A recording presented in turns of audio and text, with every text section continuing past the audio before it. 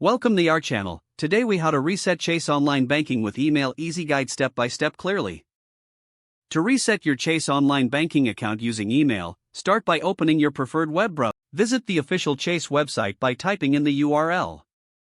On the home page, locate the Sign In button, usually found in the upper right corner. Click on the Sign In button to proceed. Underneath the Sign In fields, look for the option that says Forgot Username Password. Click on this option to begin the recovery process. You will be directed to a new page where you must enter your personal information. Provide your Chase Online Banking username or account number. Next, enter your social security number or tax identification number. After that, input your date of birth for verification purposes. Once you have provided all required information, click the Next button to continue. Follow the prompts that appear on your screen. When the system verifies your identity, you will be given the option to reset your password.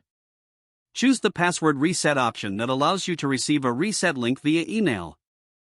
Check the email account associated with your Chase Online Banking. Look for an email from Chase with instructions on how to reset your password.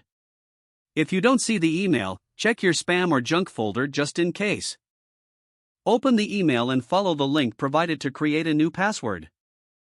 Once that page loads, enter your new password and confirm it by typing it again.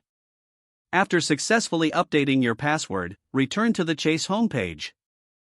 Click the Sign In button once again. Enter your username and your newly created password. You will now have access to your Chase Online Banking account. It's a good idea to log out when you're finished for security reasons.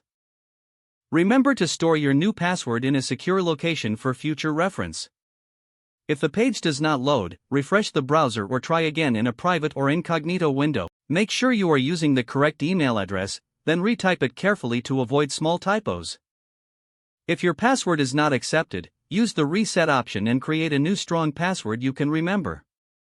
Check your spam folder for verification or security emails, then complete any requested confirmation steps. Don't forget to like this video and subscribe to our channel for more step-by-step tech guides.